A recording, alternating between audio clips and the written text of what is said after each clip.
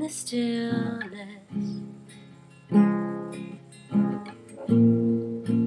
Near me, I sense holy sweetness, calling my soul. Oh, it's restless and running my soul. Oh, it's restless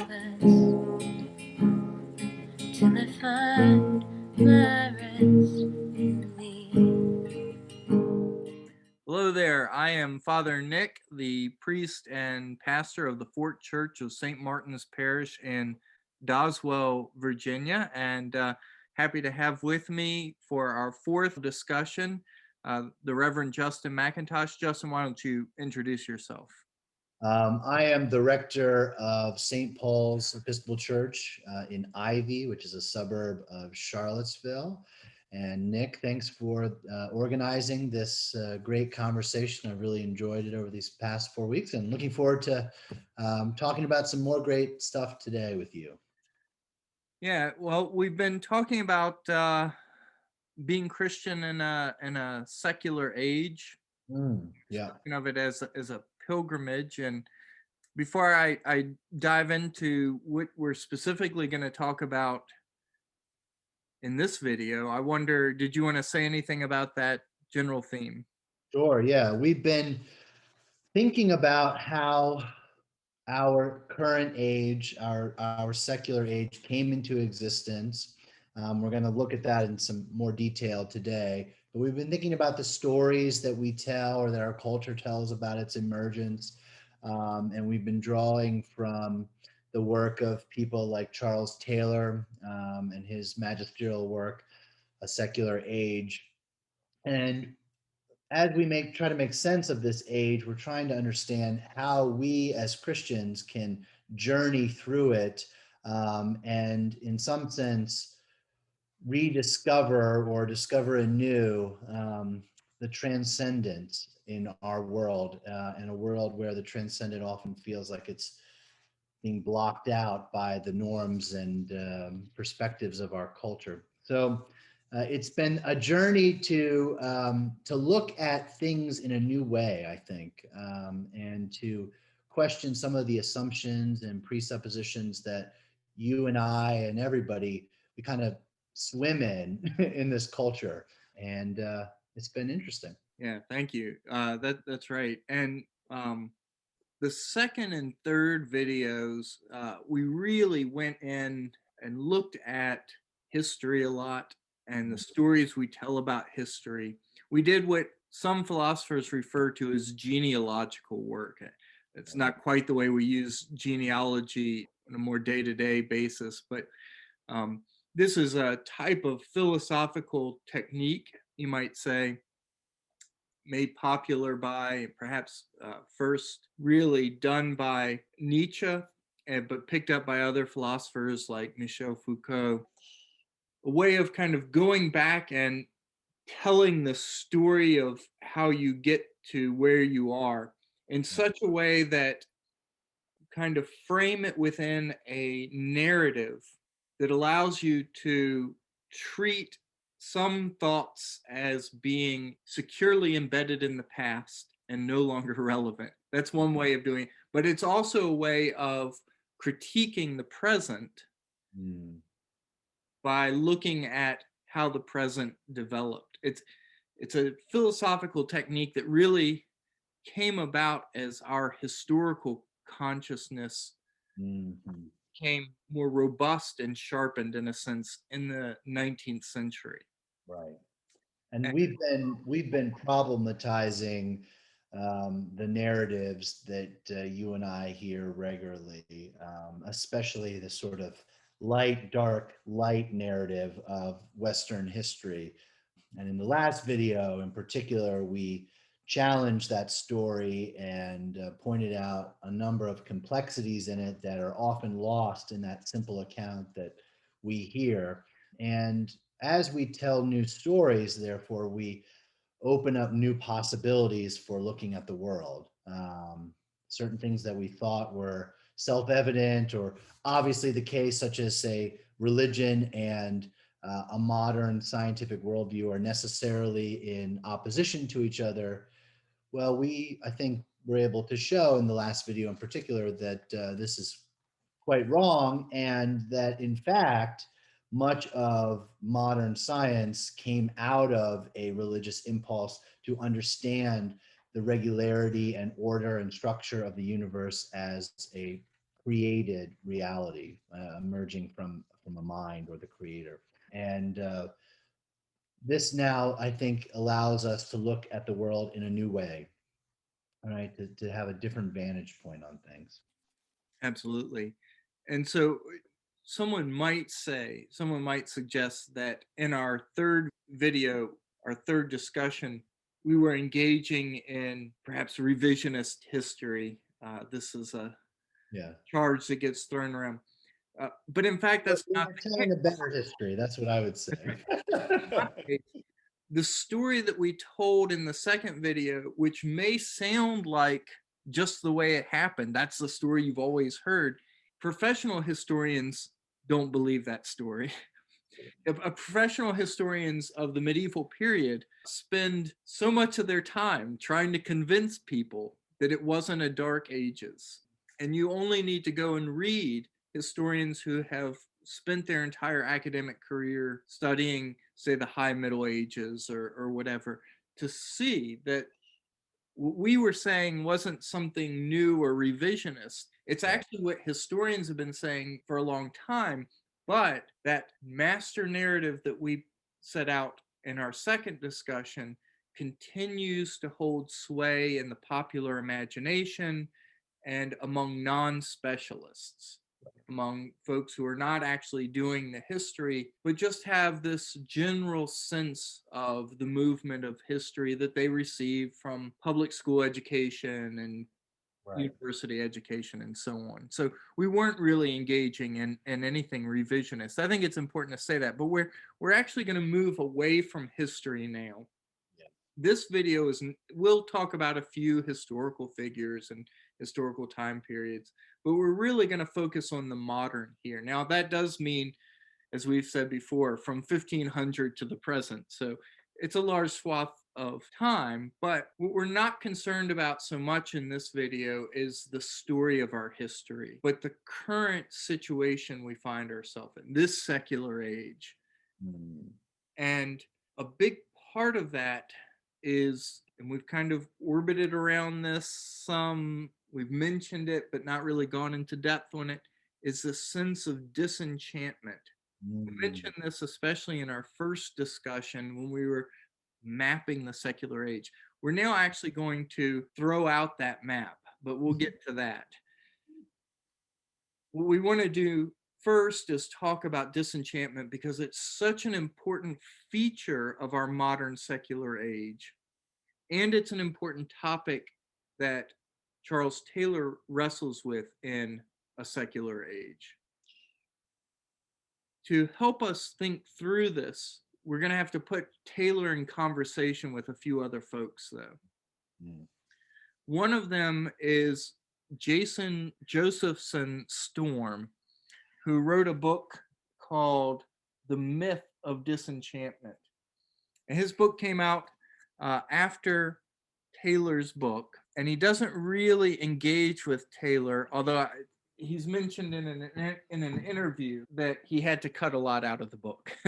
It's already a pretty substantial book, not as substantial as Taylor's A Secular Age, but it's a substantial book, and he had to cut a lot out. So maybe he did have more engagement with Taylor. But this book's going to help us, and we're going to put it in conversation with Taylor. It's going to help us think about disenchantment. It's called The Myth of Disenchantment. Another book that we're going to put in conversation with Taylor's work is The Myth of Religious Violence by William Cavanaugh, who's a Roman Catholic theologian. And so we're going to put these sources in conversation with Taylor as we think about these things. I mention those sources right off the bat so that I don't have to keep mentioning them throughout the discussion. just so you know, Justin and I have no original thoughts here. We're not making any new contribution to the conversation, except insofar as we misunderstand or misrepresent one of these other thinkers. We're really just taking their ideas and putting them in conversation, but hoping that in doing so, it might help us to understand better different sides of this question of disenchantment, and then later what it means to really be in the secular age. And so with that said, let's jump right into disenchantment. This is it's an English word that is used really to translate a German word, which I won't use because I'll probably just mangle it, used by Max Weber, which he in turn was inspired by a poem by Schiller that speaks of this. I don't know that Schiller actually uses the word, but speaks of this disenchantment. And this is picked up by Weber and becomes very important for Weber. Weber is this, in a sense, father of sociology, you might say. And it's picked up and used by him, but it's also used even before Weber by Sir James Frazer, the author of The Golden Bough. And so it seems to be an important concept there in the 19th century, that towards the end of the 19th century, by these folks who are doing social science, really creating social science for the first time, and trying to distinguish it from philosophy, basically, as a new kind of discipline. And you can already hear in the word itself that there's a sense of loss. Something has been lost, disenchantment. There's some enchantment or some thing in the world that has been lost. I think what really makes me, this whole word and the concept, what comes to mind for me is this scene in the first book of the Lord of the Rings trilogy, The Fellowship of the Ring, in which we have Sam Gamgee in the tavern in the Shire called the Green Dragon. And he's in a discussion with another hobbit named Ted. And they're kind of going back and forth. And Sam says something like, "Queer things you do here these days, to be sure." "Ah," said Ted, "you do if you listen, but I can hear fireside tales and children's stories at home if I want to." And Sam responds, "No doubt you can.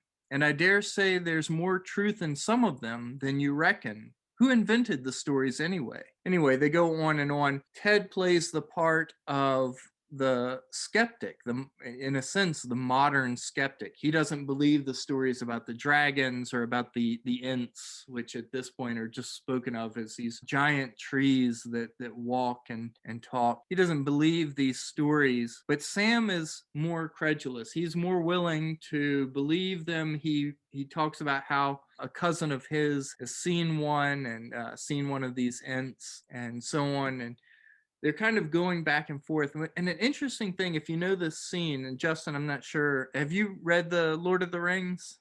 Some time ago, yes. Okay. So if you go back and you take a look at the scene, the interesting thing is the debate between Sam and Ted there in the Green Dragon is not so much a debate about whether or not these things exist. What's really at stake here is, what can you get away with saying in adult, mature conversation, in a sense? What's acceptable? And Ted is suggesting that Sam's willingness to talk about things like dragons and Ents just isn't even really acceptable to talk about. It's not even something that grown-ups should be discussing. And hence he resigns it to fairy tales or children's stories. That's where that kind of talk belongs. This Nick is reminding me too of Shakespeare's A Midsummer Night's Dream, which has the same sort of dynamic in contrast. And people may be familiar with this. The story starts in very sort of rational adult Athens, where there's a structure and there's an order and there's a law. It's Apollonian in a way. And then much of the story takes place in the kind of enchanted forest where things are wild and there's life and there's vibrancy and spirits and sprites and all sorts of things are all around. And it's clearly a contrast with the sort of coldness and disenchanted world of Athens at the beginning of the story. So you find the play taking place kind of in two realms, one enchanted and one disenchanted. And in a way that makes sense given, Shakespeare's time kind of on the cusp of both realities, right? Of an enchanted world and an emerging disenchanted world. I imagine we would find lots of examples of that in modernity, of kind of wrestling with that tension, but Yeah, of kind of coldness, lack of vibrancy, more orderly, structured, rational, and then a world that is alive and vibrant and teeming with the unexpected and the magical and so forth. yeah. I mean, another great example from Shakespeare would be the Tempest, his last play. Mm, In which case we have this wizard who seems to be based off of Dr. John Dee, who is a real historical yeah. person during the Elizabethan age, and he has these magical powers. But by the end of the play, he says he's going to destroy his books and his staff and so on, and renounce his magical ways. Another thing from that conversation between Sam and Ted, the two hobbits and the green dragon, is we hear after that conversation that their talk turns towards discussing the elves. Mm, And in Middle Earth, even hobbits knew that there were elves. And what Tolkien writes is that Sam says they're sailing away, they're sailing over the sea. They're going into the west and leaving us, said Sam, half chanting the words, shaking his head sadly and solemnly. But Ted laughed. So again, we get this Ted as the modern, disenchanted, right. person who can only laugh at the sailing away of the elves, taking with them their magic. But Sam feels the weight of that and is saddened by it. And in some sense, remembering that this was written in the earlier part of the 20th century, this kind of reflects that, I think, that sense of disenchantment, which I think Tolkien and the Inklings altogether tried to resist. Right. But that still doesn't tell us what exactly is being lost. What is it that we're seeing go away? We don't really talk about, Weber doesn't really talk about the elves going away. Uh, that's not what he has in mind. So I think there's a few different options. And tell me what you think about this, Justin. I think the three candidates for what's being lost according to the story of disenchantment. One is religion, another is superstition, and a third thing might be what we would call magic. Not magic as in sleight of hand, prestidigitation, but magic in terms of something like what people mean when they say real magic. And you can recall our discussion from the first video about real magic and how that fits into disenchantment, but what people mean when they say real magic. Would you do you think that that's probably one of those, or some Yeah. combination of those, or Yeah. I mean, we certainly attach a valuation to the word superstition, for instance, a negative connotation to it. One way to think about it might be to say that your default assumption is that the spiritual gods, demons, angels, whatever, simply aren't at work in the world. You just intuitively assume that isn't the case, that they aren't at work in the world. And to me, that's the heart of disenchantment. We don't think that angels are shaping things, acting, at work in our lives. We just, that's what it means to live in a disenchanted age. We don't see them at work. We don't see material objects as a locus of spiritual power, right? If you think about something like communion, right? A disenchanted perspective doesn't see in communion the real presence of Christ.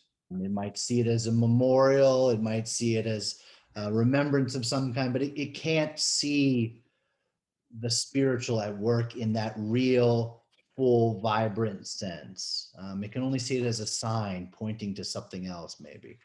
I think that's what disenchantment really means, or what it feels like. And, we've been trying to capture the feeling of this age. And we want to call belief in a real presence superstition, right? Or belief in angels superstition. So for those who speak in that way, we say they're superstitious. And I think that's a big part of it. And of course, religion then is obviously connected to this in most people's minds, because religion speaks of spiritual entities, right, and spiritual realities, so that it too must somehow need to be taken out of the picture if we're going to live in a disenchanted world. Magic is interesting. I don't know if this was phrased, or I can't remember, but it was one of these English 19th century anthropologists who talked about magic as a kind of like cause and effect, and saw this as a primitive way of trying to control the world and have mastery over the world, and something that we have superseded in our scientific understanding of things, right? So if you think about it from a late 19th century Victorian perspective, you've mastered electricity, you've mastered heat, you've mastered all of these seemingly magical forces, and you've understood them scientifically, and you don't need magic to control them anymore. Magic being these sort of incantations or rituals or spells or something that if you do X, Y will happen. So that then becomes part of disenchantment. So the way I think about it is in terms of this feeling of the kind of the world being sucked of all of its vibrancy and life and energy and mystery in a sense, and kind of left with a cold, bland, kind of just mechanistic framework, basically ordered, structured, rational, but and eminently intelligible to humans, right? Something that we can figure out and control and master, almost like a tool or something. But something that's devoid of that sense of vibrancy and uncertainty, and maybe even a little bit of danger, therefore, and but it's something that's like that humans have dominated, as opposed to something humans are interacting with and experiencing, right?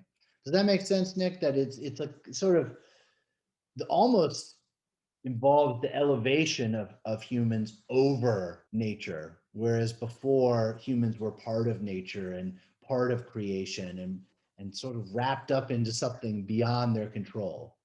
Yeah. Yeah. I mean, that's such an interesting point, isn't it?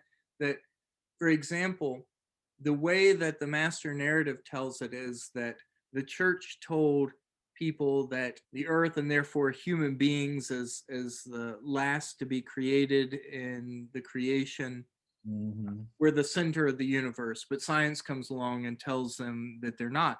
But at the same time, the philosophical underpinnings of science, these philosophical underpinnings of our modern secular age, in fact, do place the human individual, the subjective individual, at the center of everything. Right, right. And on the other side of that, when the church was saying, and we talked about how, in fact, there's more than just the church literally reading Genesis going on back then. But setting that aside for a moment. Yeah. When the church did say that man was the pinnacle, or human beings were the pinnacle of God's creation, according to the story of Genesis, the point was never that therefore we're somehow separate from or above or against God's creation, God's good creation, but simply a part of it. We complete it, but if any piece was missing, it would be incomplete. And humans are spoken of, for example, in the work of Thomas Aquinas, as animals, rational animals, but as animals.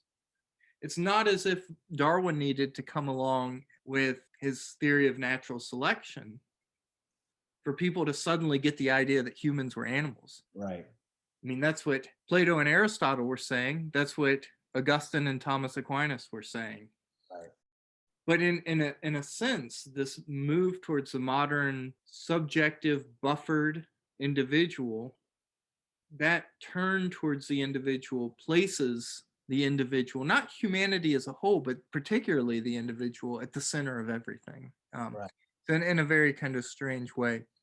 In a way, we can say that maybe the metaphor of modernity in terms of humanity's relationship to nature is one of like mastery, right? That we are in control of it, which does then create that separation that we're somehow not part of this, but we're the master, and we are using nature for our own purposes and our own development and so forth.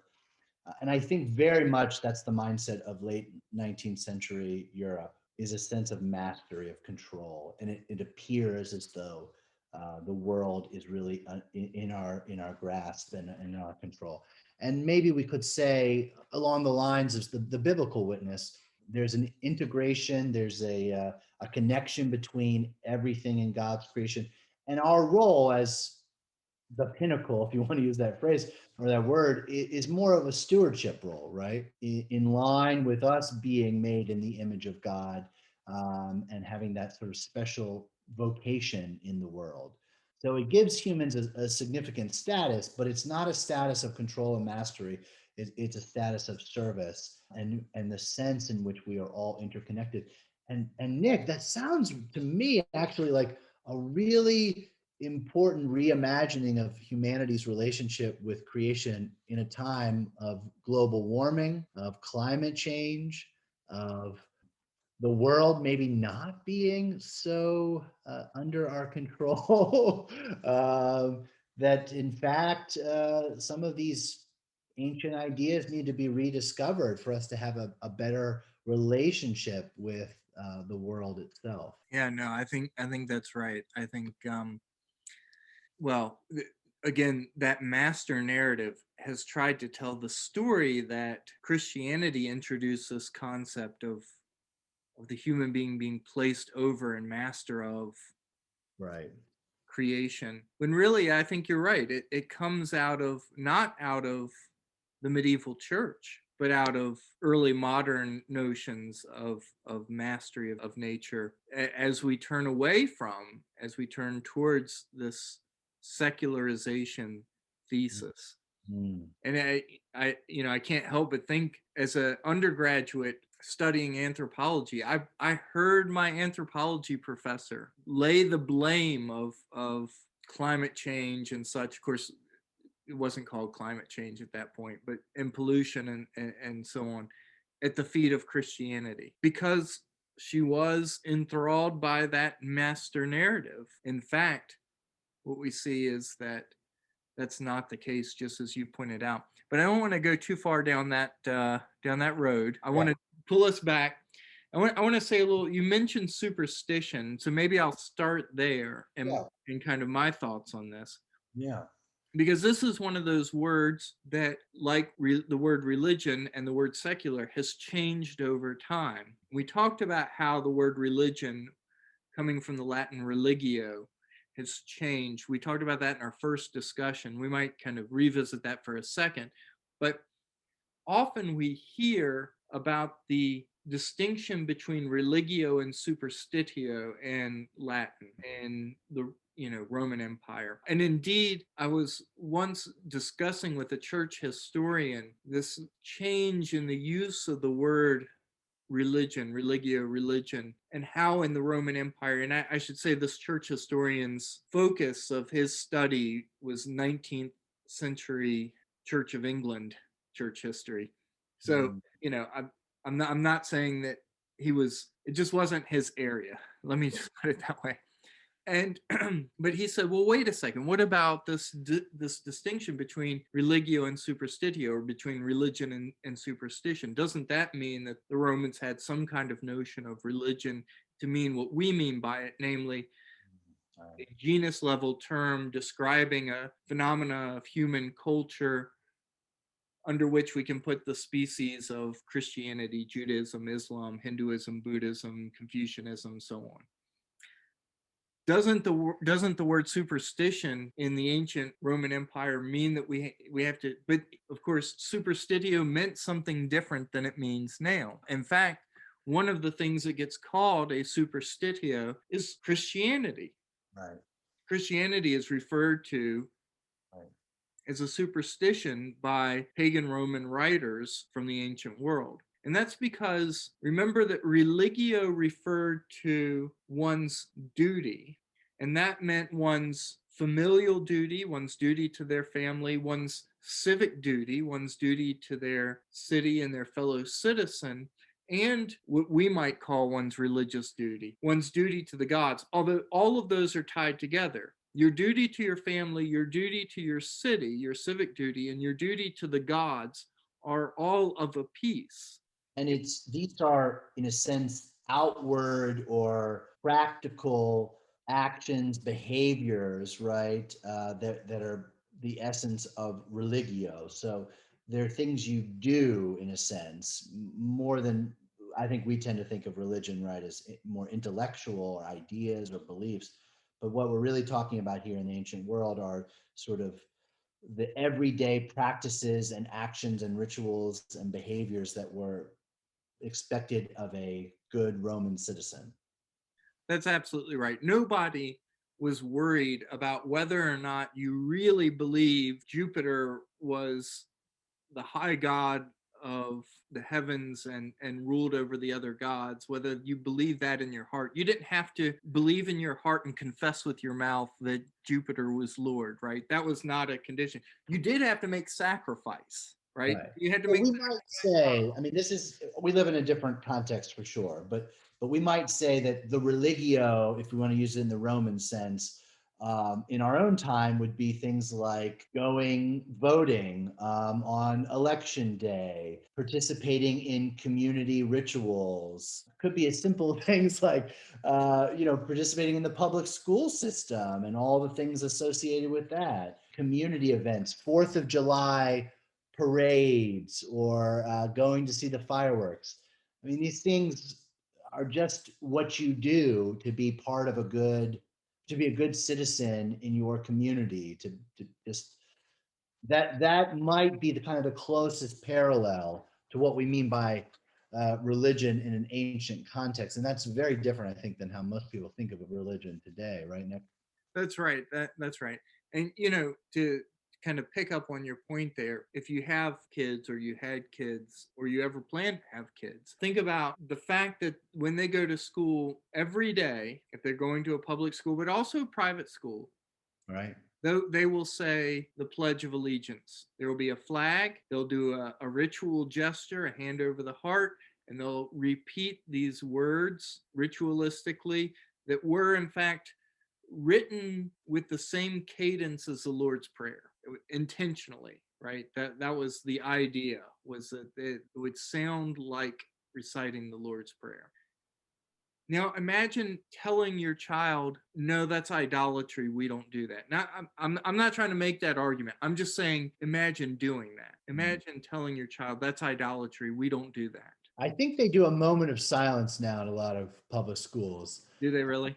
Because of backlash to this kind of thing, but even still, there are many ways in which you just participate in things and you're told this is what you're supposed to do.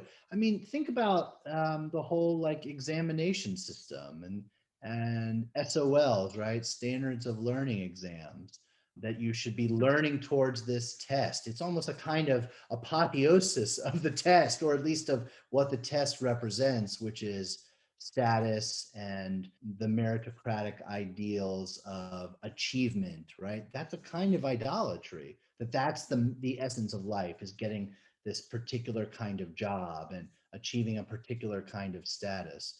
So even if some of the patriotic idolatry maybe or norms are not as present in some schools and cultures, subcultures, there are other types of idolatries that are very strong and have power over people. And people would think you're a weirdo if you don't participate in the rituals associated with them, like prepping for the SATs or something. I think the more we think about it, we can see that religio is very much alive and well in our own society. If I can just kind of finish the thought, because in fact the Jehovah's Witnesses tell their children not to say the pledge. So they do see it as idolatry. Right. And this made its way in the early part of the 20th century, I believe in the 1940s. I don't have the dates right off the top of my head. Made its way all the way up to the Supreme Court. And it made its way twice, in fact. The first time it made its way to the Supreme Court ruled that the Jehovah's Witness children had to say the Pledge of Allegiance when they were at school. That this was a requirement and not an imposition of religion, and didn't infringe upon their religion. That was the argument. It went back through, and it went before the Supreme Court a few years later, and they backed off that position. But that just shows you how important that, at least at that time, if not anymore, at least at that time, this was, that the Supreme Court in its first ruling said that they must say the Pledge of Allegiance. And so, again, just to reiterate your point, that's religio, the things that are expected of us. I do think voting is very much one of those things. Even people may choose not to vote, but when they do, they typically don't tell their neighbors, they don't tell their family, because they know that they'll get a lecture on why they need to vote. Putting an American flag out in front of your house, or I have one in my house, so we have a flagpole, and that's what we do, and many people do that too for a variety of reasons. But that's part, I think, of the religio of our society. I think we could think of many examples probably. That's right. So to get back to superstitio, though, or superstition, from the ancient Roman perspective, a superstition was when worship or devotion or these acts, these duties, were directed towards someone or something not worthy of them. That's what constituted a superstition, was misdirected religio. And so, I mentioned Christianity as an example of this. Romans just could not get it. Pagan Romans could not understand, those who did not convert, just could not understand how anyone could include in their pantheon of divinities to whom they offer their religio a Jewish peasant who is executed by the state. It just made no sense to them. Hence, it was superstitio. Yes. And in fact, more than that, it was dangerous superstitio, because the Christians refused to engage in the accepted religio. They would not make sacrifices to the emperor. They would not make sacrifices to their city's patronal gods. Allegiance, in other words, to the state. Yes. And so one of our earliest images of Jesus, in fact, is a bit of graffiti that shows Jesus being crucified on a cross, but he has the head of a donkey. Yeah. And at his foot, a young man is kneeling in prayer. This young man's name apparently was Alexamenos, and in this graffito it says, Alexamenos worships his God. Right? Oh, yeah. This is superstition. You're worshiping something that's not worthy of worship. Yeah. That's superstition. We really see this. That sense of superstitio or superstition really persists through the centuries until we get to the Reformation. Right. And then we begin to see it change. But at first, even then, the Protestants after the Reformation were using the word superstitio or superstition to refer to those practices of Catholics that they thought were not, again, not worthy of Christian devotion. For example, veneration of the saints, veneration of Mary, although the magisterial reformers were all very much on veneration of Mary. But beyond that, after them, the veneration of Mary, the use of statues and stained glass and rosary beads and so on during worship, all of these became elements of superstition because they were misdirected religion. And we even have preserved in, say, the Book of Common Prayer, a collect where we pray that God direct us to true religion. And the idea there is that we don't want to be misdirected into some kind of superstition that is not worshiping what we should be worshiping and worshiping rightly, but we want to be worshiping according to true religio or true religion, worshiping the God who is to be worshiped in Jesus Christ, and not directing our worship to created things or whatever. That's interesting, Nick. I hadn't thought of that collect that way in the framing of religion versus superstition. So one of the interesting things that happens then after that is superstition begins to change in its meaning to any kind of practice that is out of step with first religion, but then later out of step with science. A Protestant religion. I mean, I think that's right. Right. Yeah, that's right. We're thinking about sort of Northern European culture, and it's heavily Protestant, waspy. That's right. But I mean, even after the Counter Reformation or the Catholic Reformation, that cut off certain things that have been happening within the Catholic world. But the important point is that as religion recedes from view, it now becomes any practice that doesn't fit with a scientific worldview becomes a superstition. Right. Which, ironically, then comes to include religious practices.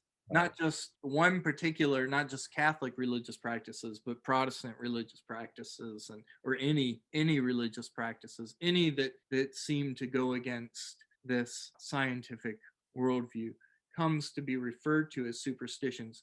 Although we should mention that many of these things, like carrying rabbit's feet or throwing salt over your shoulder, those are kind of traditional superstitions, but many other ways that many other habits people have that don't have a scientific basis are practiced all the time and are thought of by those who want to claim to be more rigorous scientific thinkers as superstition. They persist. They don't go away. Yeah. Even this disenchantment.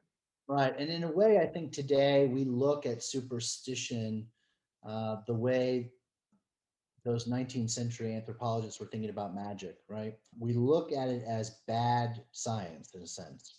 You know, hypotheses or ways of looking at the world that are not empirical or that don't give a good explanatory account of how things unfold and are, you know, in that sense, bad science, right? So think of astrology or fortune tellers or tarot cards, all the stuff that today, you know, people often call superstition. And it's seen as a kind of way of trying to control nature, right? Just the way we've been thinking about science.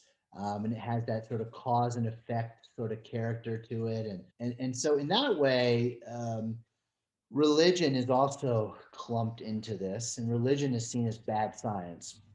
Religion is an explanatory framework that doesn't really offer as good of an explanation of how the natural world works as science does, right? That becomes then the contrast. So when you look at religion in that sense, religion is sort of again bad science. I think that's very much the framing that's going on in a secular age right now in our contemporary world, as when people use terms like religion or superstition, especially when they put religion in the category of superstition.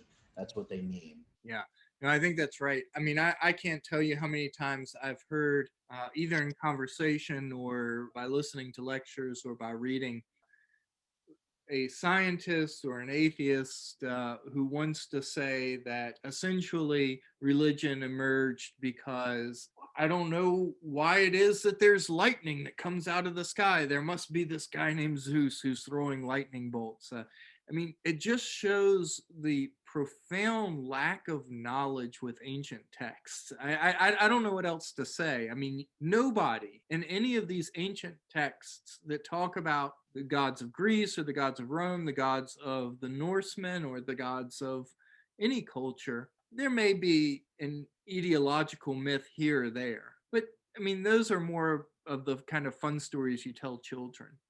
Right.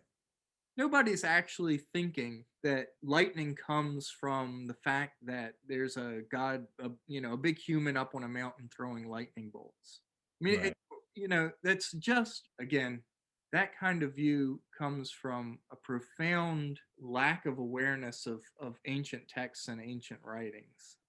Yeah, I mean, we might say that these early stories, let's take something like Greek mythology, since you mentioned that, I think, with Zeus, but it may have been at some point in Greek history that people did use these stories as etiologies, but really by the time you get Greek literature that's been preserved and maintained, they become instead sort of the familiar narratives of the culture, and they're very much stories that people look to more for values and kind of making sense of what it means to be a good person in the world. They're fables in a sense. If you think about the Homeric epics as an example. So we don't know, I guess, how these stories exactly emerge and what people would have thought and so forth. But I think the point you're making is that it's not as though Plato or even the people of Athens who weren't philosophical like Plato, let's just say, were assuming that there was this pantheon of gods that was controlling all the natural phenomena around them. Basically, they knew the stories and so forth, but they did not have such a literalistic way of interpreting maybe those stories or understanding their world. And I think that's a lot of these ideas though come from the 19th century anthropologists that we've been talking about, Fraser and Tyler and others. This is the way they told the story. Absolutely. Yeah. That it was sort of magic and then religion and then science, and there was a progression and an overcoming of kind of childish ways of understanding the world. As I said, bad science, right? And that's still very much in the DNA of our culture and how we look at things. And of course, as you said earlier, academics aren't going to necessarily look at things that way, but how your average person looks at things, yeah, that's often what you assume to just be the case. People just didn't know where lightning came from, or they didn't understand something, so they ascribed it to a spirit or a demon or a god or something. Yeah, again, it's a simplistic account of history. Yeah, right. And that's, I guess, one of the main things is that, I mean, it's because it's such a simple account, it's easy to hear it, to understand it, and to in a sense be enchanted by it. Yes, right. I can provide this in less than 5 minutes. I can tell you this story of where religion came from. I think that's part of why it's persisted. But I want to kind of take a step back. You've mentioned Fraser, and I've mentioned Fraser a few times in this 19th century kind of redefinition of religion. I want us to get there first, though, really quick, from where we left off in our very first discussion, which is that religion was coming to mean, becoming spatialized, coming to mean this genus term. And in the Myth of Religious Violence, which I recommend to anyone, Cavanaugh does just a great job of looking at this period of time and at the quote unquote wars of religion. And one of the things that he points out, there's a couple really important things, but one of the things that he points out, since this is also the age of discovery or age of exploration, he says you find again and again in the writings of the first explorers, they get to a place like the Americas. And the first thing is they're writing about the native peoples. One of the things they always mention, and it's not just the Americas, is wherever they end up going. One of the things they always mention is they had no religion. They're always surprised. They have no religion. And then within a generation, you've got the missionaries coming over. All of a sudden, you get these elaborate descriptions of the natives' religion, and usually used in terms of, if they're Protestant missionaries, they usually describe the native religion in terms of Catholic-like practices, which will help justify why they need to bring a more enlightened form of religion to them. His point, though, is the reason why they don't seem to have religion at first is because this is religion as we use the term, as we understand it, as this genus level term under which you can place different species, is a construct of the early modern period. It emerges out of that history that we discussed when we talked about the etymology of religion. And if you don't have that particular history, then it's not going to fit. Another thing Cavanaugh does is he talks about definitions of religion. If you think about this, how would you define religion? I just invite you on your own time, those of you who are watching this or listening to this, I invite you on your own time to try and come up with the definition of religion. Pause this first. Come up with a definition of religion.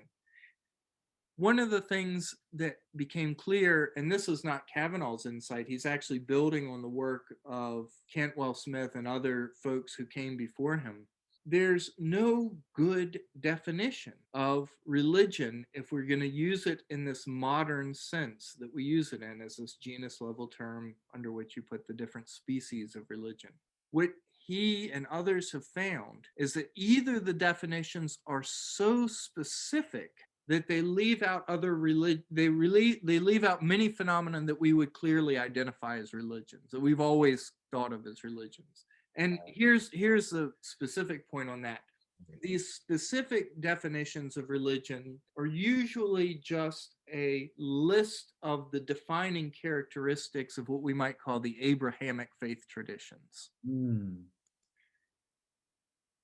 And so things like Buddhism, Confucianism, Taoism, Hinduism, which we won't get into, but that term's just an umbrella term for a whole bag of different traditions, some of which have familiarity with each other and some none whatsoever.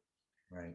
So the definitions are usually too specific, and they're too determined by the Abrahamic faiths to include much of what we want to call religions in the world. Or when scholars began to broaden out those definitions, they became so broad that not only did Confucianism and Taoism and Buddhism and Hinduism all fall in, but they expanded to include things like nationalism, Marxism, secular humanism, but even sports fanaticism. Being a sports fan could, in these more broadened definitions, constitute religiosity and so on. I mean, just everything started. And when a definition becomes that broad, it's no longer doing any conceptual work. It doesn't, at that point, it's not a very useful term anyway. Yeah, it's very interesting you say that, Nick. It reminds me of Clifford Geertz's definition of religion, 20th century anthropologist. It's a broad definition, and we can debate whether it's a useful one or not. But he says of religion, a religion is a system of symbols which acts to establish powerful, pervasive, and long-lasting moods in men by formulating conceptions of a general order of existence and clothing those conceptions with such an aura of factuality that the moods and motivations seem uniquely realistic. You could say that about essentially any worldview. And The way science operates in our world. right, exactly. And if that's what we mean by religion, then yeah, I think we have to say that religion is just part of what it means to be human, that you have a way of conceiving the world and it shapes your moods and motivations and your actions and is full of symbols and so forth. And maybe that's right. I mean, there's a part of me that thinks we are just intrinsically religious in that sense. We can use a different word if you want, but that's just simply what it means to be a human being. What's useful about that too, in a way, is it undermines the conceit of secular humanists who think they aren't religious or don't have a worldview or that they only accept what is empirically true, whatever. These sorts of things you and I hear all the time, right? Oh, I don't accept things without evidence, quote unquote. I mean, so much philosophical work is going on, so many assumptions, so many religious claims, if you will, to use a Geertzian framework, are going on in that kind of view. And so maybe it's helpful to say that in a way, because at least it helps us recognize that there isn't such a thing as not being religious. At least that's one way that it could be helpful. But you're right, if what you're trying to get at is something different, something that is more just restricted to, say, the 5 major world religions, or maybe even just something a little more than that, that also includes native religions, it doesn't seem to work. You seem to run into some roadblocks. Yeah, and I mean, what you find is if you ask anybody, whether outside of particularly the Western context, but even more particularly Christianity, I think. If you ask someone who is a follower of a religious tradition, if their religious tradition is a religion, almost inevitably they'll say, well, not really. It's more a way of life, right? You ask a Jew, it's not really, it's more a way of life. You ask a Muslim, you ask a Buddhist, you ask they'll all say that. Almost all of them will say it. It's only Christians who will say, yeah, oh yeah, it's a religion, right? Along with these other religions. I mean, it might be that people in our secular age, because it is so shaped by the Judeo-Christian background, want to think of being non-religious as simply having no space for transcendence, right? And if that's what a religion is, if a religion is a system where there's transcendence, or a worldview where there's transcendence, then you could argue that very traditional forms of Buddhism are not religions, and things that other, Confucianism or something isn't really a religion. But that is different, I think, than how we want to use that word sometimes. But maybe that's the restriction and the constricting we need to do. I don't know. Yeah, I mean, not to mention that's swapping one ambiguous word, religion, namely, with another ambiguous word, transcendence. So, Right. Right. Fair enough.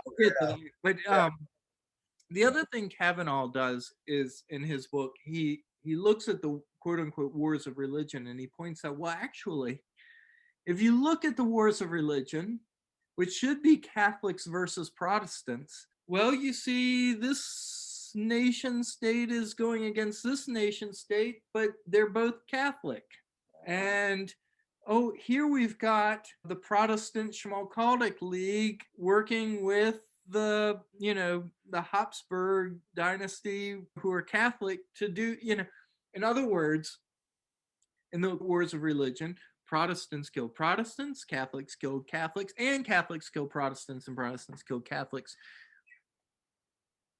The lines seem less determined, he points out. The lines of the conflict seem less determined by one's confessional commitment, Protestant or Catholic, and more determined by one's commitment to one's nation state, one's political commitment.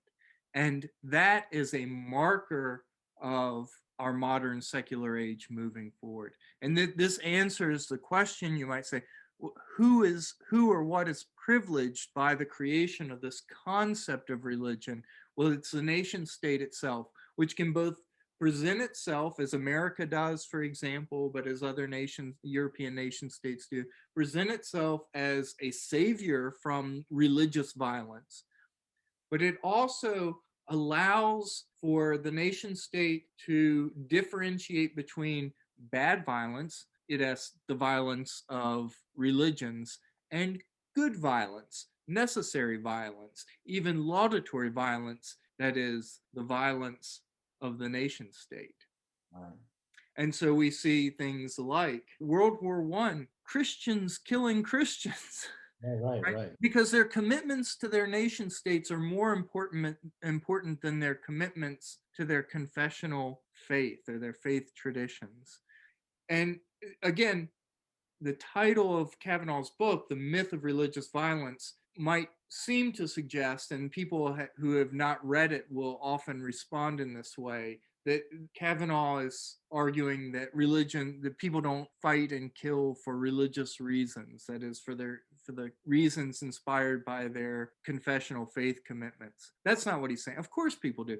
But people fight and kill for all sorts of different reasons. Often these motivations are intermixed. The myth of religious violence is this story, again, that we tell so that we can, in a sleight of hand kind of way, keep people focused on one kind of violence that's never acceptable, and therefore not have them ask about another kind of violence, the violence that they are called upon to enact on behalf of the state, the nation state, to never question that violence. That violence is always necessary. Yeah, he's challenging the underlying assumptions that were behind the creation of sort of the modern liberal order as we understand it, right? That there needs to be a public base that is separated from religion, that religion is held in check, that it's simply a private phenomenon, that it isn't given access to the public square, because that's when conflict emerges and violence and debate, and religion always needs to be held in check by a strong state, by a leviathan, right? And this, in a way, also feeds into the superstition of our modern age, the idolatry of our modern age, which is the worship that we give to the state. And the state then becomes the kind of savior, right, for humanity. We certainly see this in the 19th and 20th century. One need only think of Marxism, Leninism, the Chinese version of that, Nazism, and so forth, and even in our own country in some way. I think you see this on the left, actually, in many ways right now in our country, because there is a turning away from God and traditional religion, we'll say, on the left in many ways in our country, and a turning towards secular humanism. People are putting a lot of their faith and their trust for deliverance and flourishing and salvation in the state and what the state is going to do. And the state is going to engineer a kind of utopia or an improved state, improved society, right? Now, this has antecedents, certainly going back well into the 19th century, 18th century, this sort of utopian vision. But if you think about how a lot of politics is discussed today, it's about what the state needs to do to solve this problem, to create this sense of meaning and purpose and significance for people. And the state takes on a kind of godlike character. It's very interesting, Nick, I think. And it goes naturally from what you're saying. That's right. And it has, I mean, you mentioned the left, and I think you're certainly right about that. It has its corollary on the right as well. What happens on the right is just, and there's perhaps been more commentary on this, that more people talking about this, more journalists writing about it, but that the images and symbols of Christianity simply get picked up, in some sense, disconnected from their Christian referent and simply transferred over to the state, so that Christian nationalism, yeah. right, yeah. And both on the left and the right, though, I think you're right. It's happening in different ways. And this comes from that empty shrine created by the founding fathers, because nature abhors a vacuum. And what Cavanaugh says is essentially what that empty shrine does is allow for, and this is his account of secularity or secularism, which is slightly different than Taylor's, is that in fact secularism is just the name of the migration of the holy. That's the name of one of Cavanaugh's other books. The migration of the holy from the Christian practices and beliefs of the church to the state and one's practices as a citizen, but also in Christian nationalism or in civic religion, really more so in civic religion, which is just simply decorated at times with Christian symbolism to give it a kind of mystique, right, an air of the sacred. Right. Well, I think I want to just kind of put a place marker there in what Cavanaugh's work is doing and say, once this concept of religion gets created for these purposes, it then gets picked up by these early social scientists who want to study, compare, understand religion. And here's where Fraser comes in with the Golden Bough, but there are others. And Fraser's view is, as you've already alluded to, that there was this kind of instrumental magic of the pre-rational human society in prehistory that then gets replaced by religion. And now his view of disenchantment is science doing away with religion. But there is a sense in which then science is a return to this instrumental magic, but now perfected. Now it's right. Now it actually achieves the results that it sets out to achieve. And one of the things that Josephson-Storm points out, though, is that this leads Fraser to be really interested in things that we might call the occult, because he thinks, well, maybe there's a connection and maybe there's a underlying scientific explanation for these things. Weber has a slightly different sense of disenchantment, and some people say he's got more than one. The one that Josephson-Storm focuses in on is more this idea, different than Fraser, that we now live in this age in which even if we don't know, even if there's some mystery that we don't know, like most of us don't know how our computers work or whatever, but we know that there's somebody who does know how they work, right?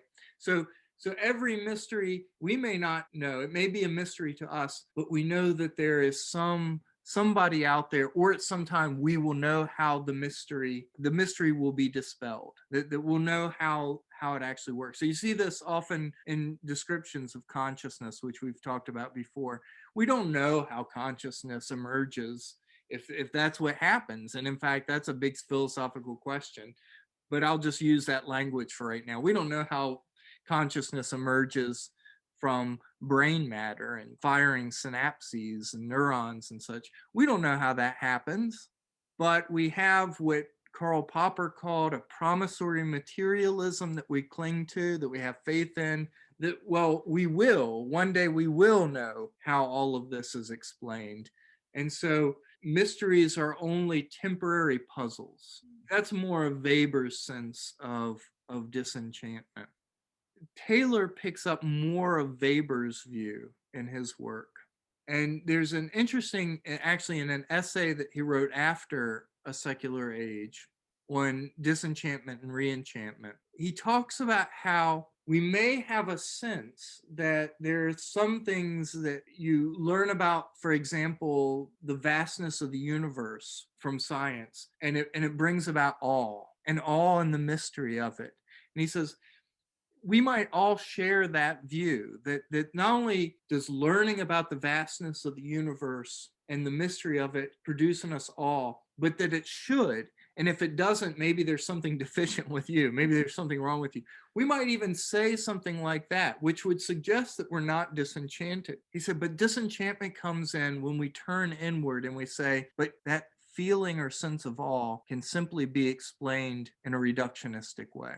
simply some synapses firing and so forth. Yes, yeah. And so you see him kind of picking up Weber's idea and taking it in a slightly different direction. So religion is caught up in that, but it's not quite religion, because religion seems to persist, even though we've had these secularization theories that have said that as we continue to progress in secularization, religion will go away. And that simply hasn't been the case.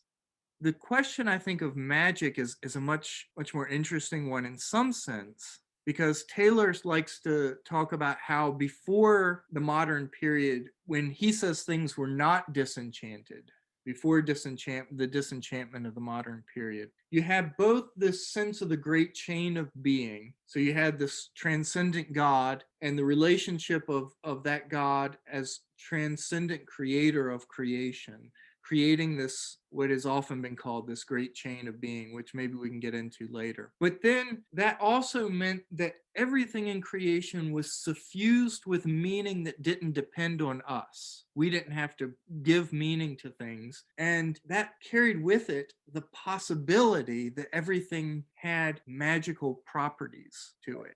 And then the question is it good magic or is it bad magic? And for example, the relics of the saints, or say the oil that has come off the bones of St. Nicholas at the tomb in Bari, Italy, this can produce good magic.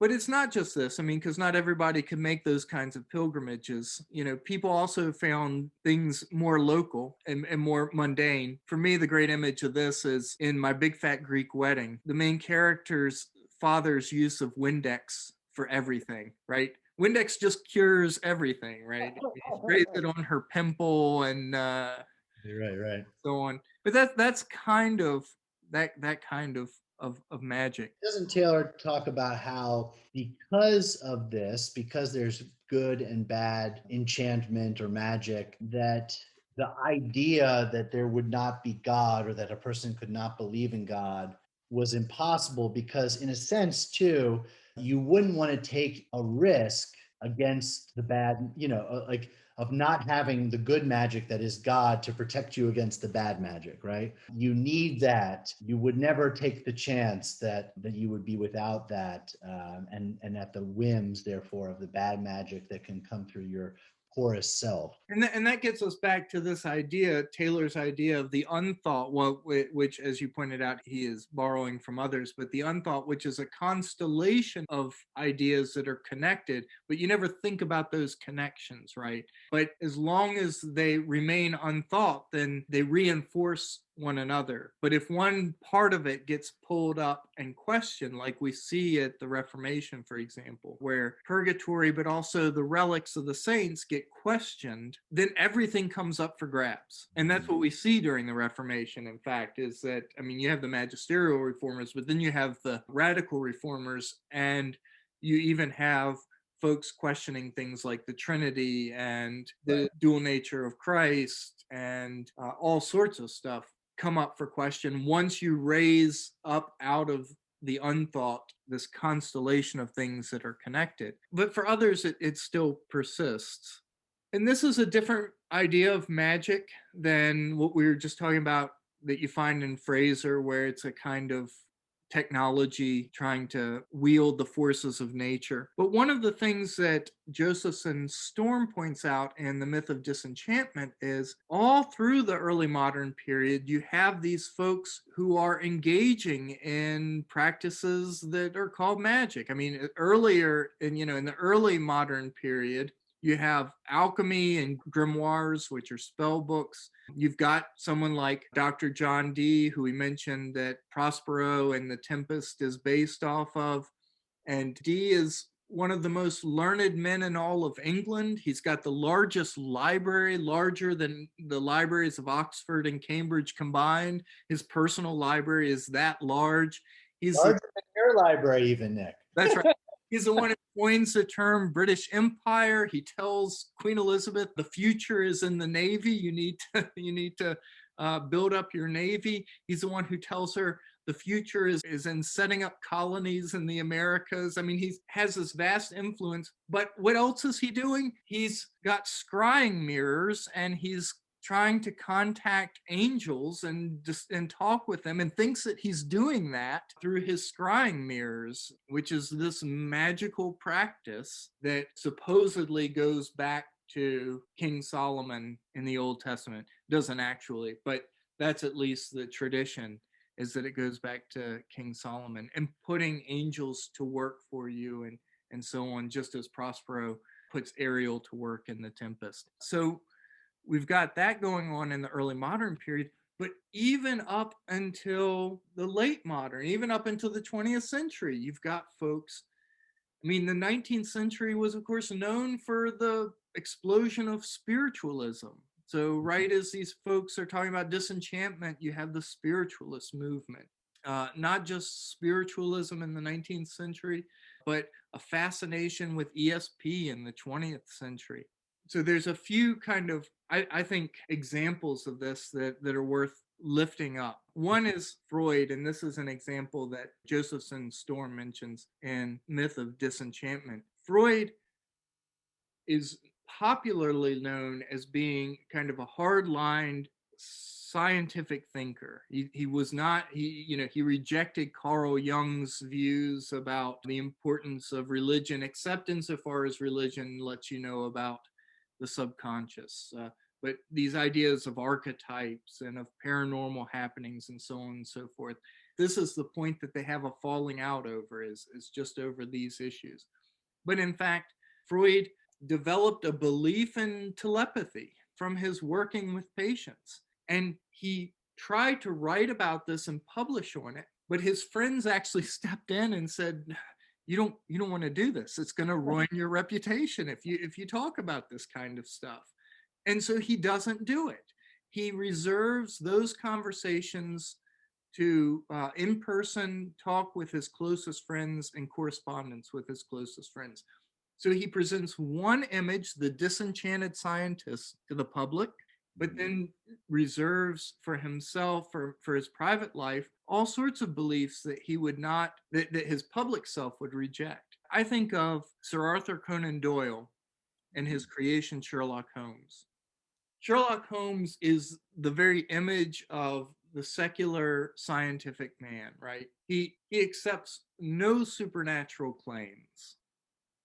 But Doyle, his creator, on the other hand, was deeply interested in and convinced by, in some cases, spiritualism, and convinced by certain spiritualists. And he could have had Fox Mulder's poster up in his office. I want to believe. So this almost split personality, and it runs through all of these early scientists, and even up into the 20th century, of having some paranormal or parapsychological or magical beliefs, spiritualist beliefs, but on the other hand, presenting in their published work and in their public persona this story of disenchantment and their commitment to the story of disenchantment. Yeah. I think of the Salem witch trials. We mentioned that you actually don't see very many witch trials in the medieval period. All of them are from the early modern period. That's when the witch trials really ramp up, both in Europe, but we also see them, of course, in America with the Salem witch trials. And one of the interesting things I think about this, I mean, in themselves, they're an interesting study on this point, but I don't want to get into that history. Instead, I'm interested in the way that we talk about them now, because they serve as this great example of how these old world superstitious ideas persisted and reared their ugly head one last time before we clamped it down in America. And then we've moved forward with eyes set to the future. And that's this embarrassing part of our past. But obviously, there's no such thing as witches, and we don't believe any of that. But our fiction, and we say that all the time. I mean, even our former president, who kept talking about it's a witch hunt, it's a witch hunt. What he's drawing on there is this idea that he's being persecuted for something that's not real or not true, right? So it's very much, he didn't have to explain that. He could simply say the words witch hunt, and we knew what he was talking about. But on the other hand, I was thinking about this as I was consuming some media over the past few months that was watching a show called a Discovery of Witches, which is based on a series of novels that are very popular. And the main character is a real witch, and she's descended from one of the Salem witches, right? So that was a real witch. And then I thought about it some more. Well, earlier this year, I watched the Disney Plus show from the Marvel Cinematic Universe, Scarlet Witch, where, and spoiler alert, the villain all along is a witch who was almost put to death in Salem in the late 17th century, but she was actually almost put to death by her coven of witches, but she killed them instead to gain their power, whatever. We don't need to get into that. But the point is, here again, we just see this in our fictional stories over and over again. One of my favorite Halloween movies to watch is Hocus Pocus. Oh, yeah, I love Sanderson that. sisters, right? There are no such thing as the Sanderson sisters. That was just created for the show, but they're in Salem, Massachusetts, right?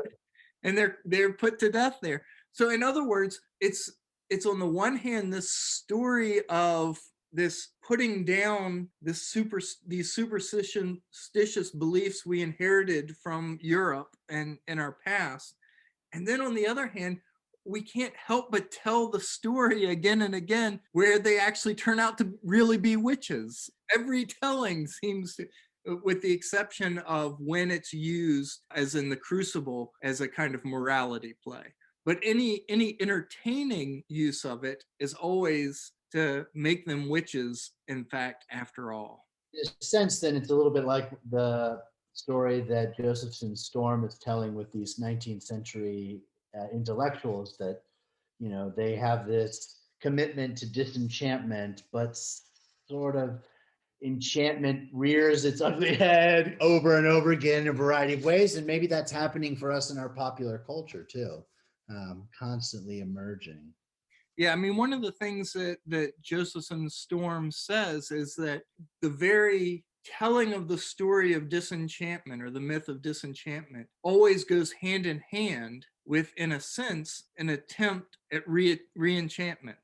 It's always accompanied with something like the spiritualist movement or whatever, that they always just seem to go hand in hand. I think what this tells us is that, and this is not something Taylor says, because I think in some sense Taylor is too enchanted by the disenchantment story.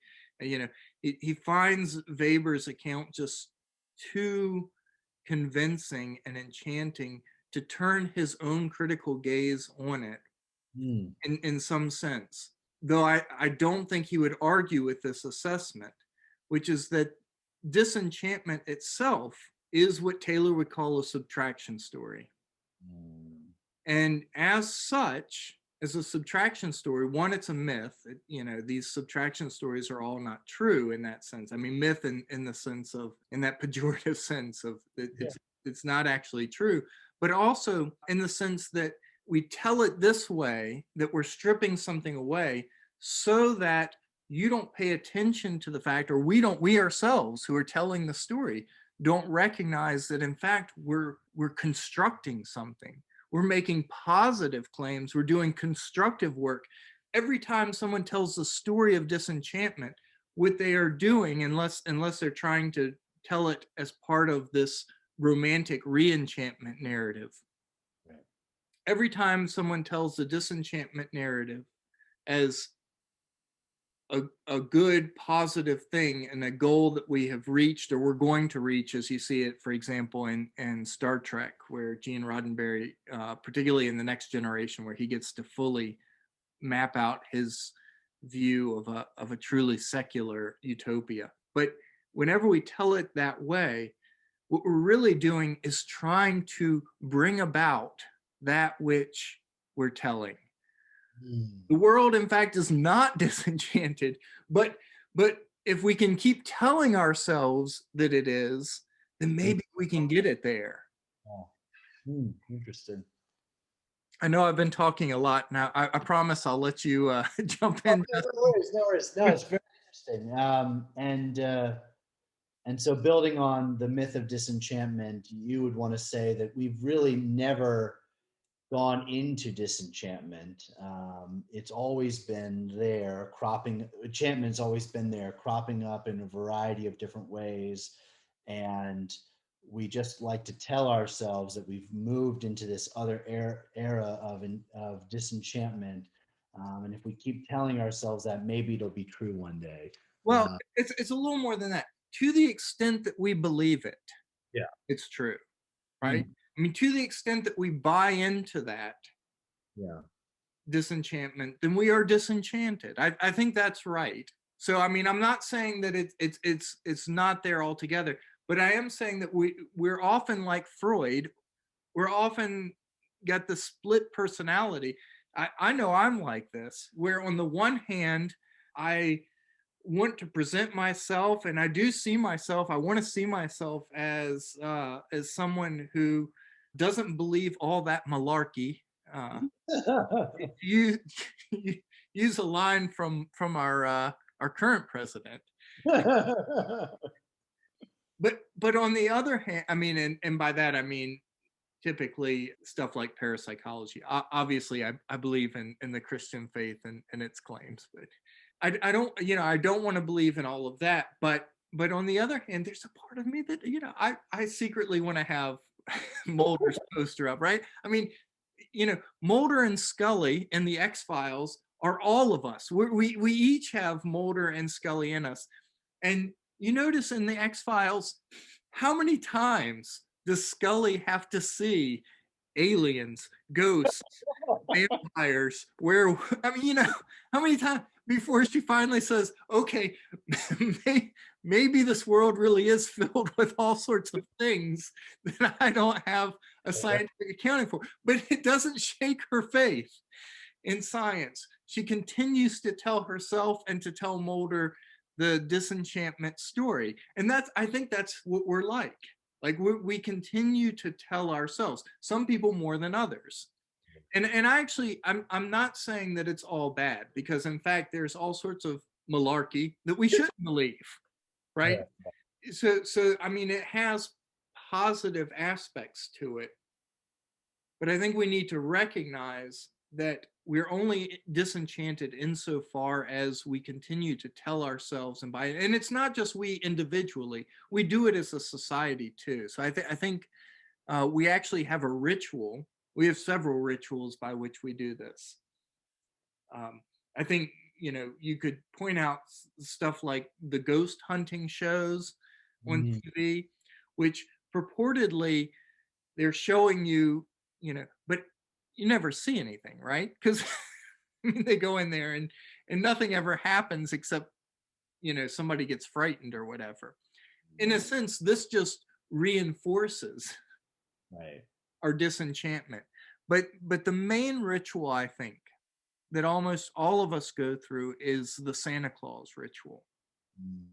Now, in the ancient world, no, not in the ancient world, I'm sorry, in the medieval world, in various places in medieval Europe, there were traditions of St. Nicholas on his feast day, December 6th, bringing some kind of gifts to children, not what we tend to think of, Xboxes or whatever, but maybe an orange or something like that, a piece of fruit or something left in their shoe or in their sock on the eve of St. Nicholas's Day. And as far as I know, there's no text from the medieval world that discusses children at some point becoming unbelievers in St. Nicholas and parents having to tell them, no, actually we're the ones that put the orange in your shoe, right? It's just not an issue. And it's not an issue because the parents might be the ones putting the orange in the shoe, but that doesn't mean St. Nicholas doesn't exist. They believe St. Nicholas exists. He's part of the communion of saints. He is raised with Christ. He is interceding on your behalf. What the parents are doing are simply ritually enacting for their children what they hope St. Nicholas will do for them, which is they pray for him to intercede on their behalf and thereby to bestow God's blessings upon them through him as this conduit. And they believe he really exists, and they believe he can really do that. And so there's no worry in the medieval world about your kids finding out that you're the one who actually puts the orange in their shoe or whatever, right? Because that's not, they're not they're not trying to tell themselves and convince themselves of a disenchantment myth. We are. And so this becomes the primary issue around Santa Claus. At some point, you have to tell your kids that Santa doesn't exist. Right. When do you tell them? How should you tell them? This is a big deal. People write in to like Dear Prudence, and there's a column that I've pulled out where people write into someone wrote into Dear Prudence asking about when to disabuse their child of the Santa Claus myth. And listen to her response. Her response to the parent is, reality will eventually out, but there is so much reality in this life. And just feel the weight of that. There is so much reality in this life. That one of the delights of childhood and of being a parent is spreading a little fairy dust occasionally. So we had this really interesting ritual that we tell our children, now we don't believe Santa Claus is anything but a myth. That's the way we refer to him, right? We've disconnected him from St. Nicholas and from the resurrection of the dead and the life of the world to come and the communion of saints. And so we tell our children there's a Santa Claus who's going to give them presents. And then when they reach the age of reason, we break to them the bad news. And we know it's going to be rough for them. We know that it's going to be harsh. But this is an important lesson in growing up. That they have to learn that there is no magical man who gives them the things that they need, but they're going to have to work for and get the things they need. And perhaps they can rely on their family or their friends, but ultimately they'll need to rely on themselves to get what they want and what they need out of life. This is a ritual we all go through. And even the parents who say, well, I'm not going to tell my kids there's a Santa Claus, and I don't know how many times I've heard that's just pushing the ritual back further. The point is their kids are still in the know while the other dumb kids believe in this guy Santa Claus, right? But the point is still, like, I'm going to treat my kid like a grown-up. I'm going to give them the truth, right? And so we have this subtraction story, this taking away, and as we pointed out in previous discussions, subtraction stories are also maturation stories of growing up. And in this way, we reinforce the disenchantment myth. And I say all of that as someone who obviously advocates for St. Nicholas as a real... Your namesake. That's right, my patron saint. Real and existing member of the communion of saints. But not the jolly Coca-Cola created Santa Claus. That's right. But I mean, I'll still tell my son that Santa brought him his gifts, but we'll make the connection with St. Nicholas, right? So Nick, I think we've had a really fruitful discussion today about disenchantment, this important concept, and you've highlighted the ways in which there still was enchantment, even as many intellectuals and others were saying that they were supporters or proponents of a kind of disenchanted universe, and the ways in which that has filtered into our own culture, and Santa Claus as an example of how enchantment is still part of our world, and we have to go through this ritual of disenchantment and so forth. And we've gotten into some heavy stuff here. There's some more we've got to touch on, though, about how we kind of this disenchantment came about, and how in some ways it came about through Christianity, through Christian changes in Christian theology and the Christian worldview. And we really need to, I think, get into that in some depth. And the other thing we want to talk about is how to live as a Christian in our secular age now. When there are so many sort of options and possibilities that have emerged. So I think we've got to do a fifth video. I know that was not intended, but we had a good discussion today and we got into a lot of things. So I think let's plan on doing a 5th video and getting into that, and we'll be able to wrap it up then for people. Yeah, I think that's a good idea.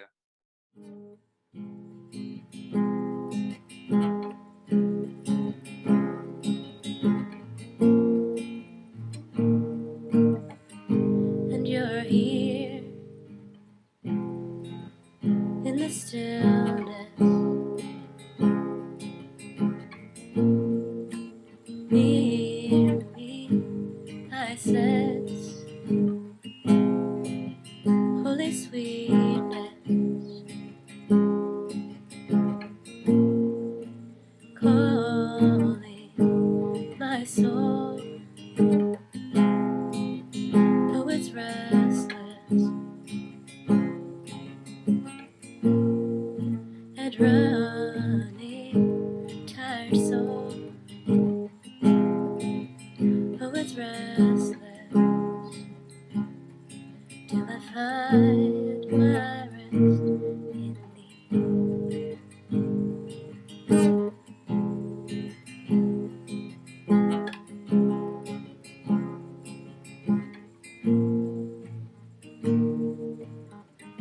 And you're here in the stillness, near me, oh my holy sweetness,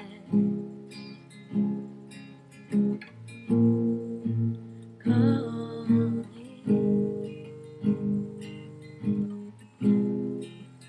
holy sweetness,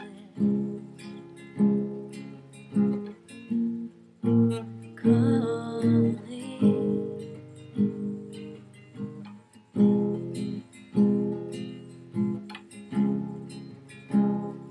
till I find